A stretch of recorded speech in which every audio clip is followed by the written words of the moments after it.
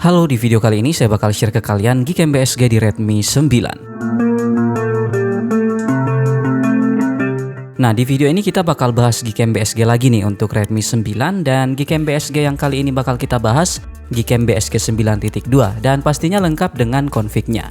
Oke, langsung aja. Kalau semuanya udah siap, kita install Geekem-nya dulu. Ini masih sama kayak biasanya ya. Kita install Geekem-nya dari file manager.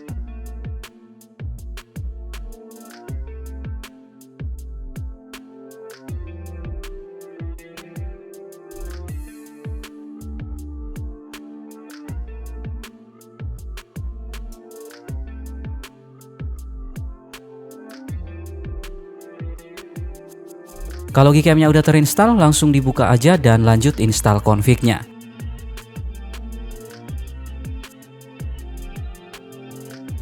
Di Geekem-nya langsung tap aja bagian hitam ini 2 kali dan cari folder tempat kalian simpan config-nya.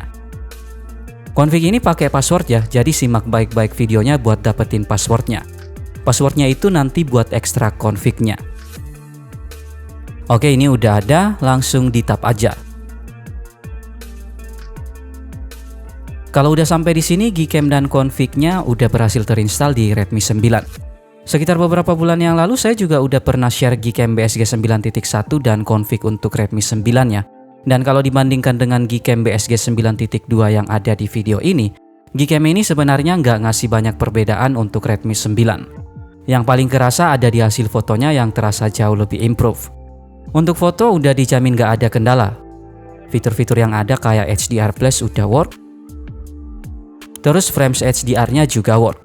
Selain itu, mode manual buat ngatur fokus, shutter, dan ISO juga tetap ada di BSG 9.2 ini dan udah bisa digunakan di Redmi 9. Di viewfinder-nya udah ada opsi juga nih buat atur temperatur warnanya. Yang paling menarik lagi, Geekem dan config-nya udah support ultrawide ya. Tapi ini nggak tahu ultrawide-nya work di semua versi ROM atau enggak. Di sini saya coba di MIUI 13 dan ultrawide-nya udah nggak ada kendala sama sekali. Mode-mode lain seperti portrait udah aman juga ya. Mode malamnya juga udah bisa digunakan dan pastinya udah support astrofoto di lensa utama. Sayangnya untuk ultrawide belum support astrofoto, jadi cuma bisa di mode malam aja. Untuk mode lain seperti panorama udah work dan udah support ultrawide. Sedangkan photosphere-nya udah bisa digunakan juga. Kurangnya panorama dan photosphere-nya ini masih kurang smooth. Nah, untuk mode video udah nggak ada kendala ya, baik di lensa utama maupun ultrawide-nya.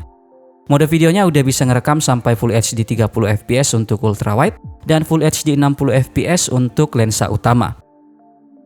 Tapi kalau dibandingkan dengan kamera bawaan, mode video di kamera bawaan masih ngasih hasil yang lebih baik sih. Kalau tingkat kestabilan ya masih sama aja. Yang terakhir, untuk slow motion udah bisa digunakan tapi masih lag atau nggak smooth. Tapi untuk timelapse-nya udah nggak ada kendala sama sekali. Masih sama seperti biasanya, di sini saya juga udah siapin beberapa hasil foto yang diambil menggunakan Geekem BSG 9.2 di Redmi 9. Dan ini dia hasil fotonya.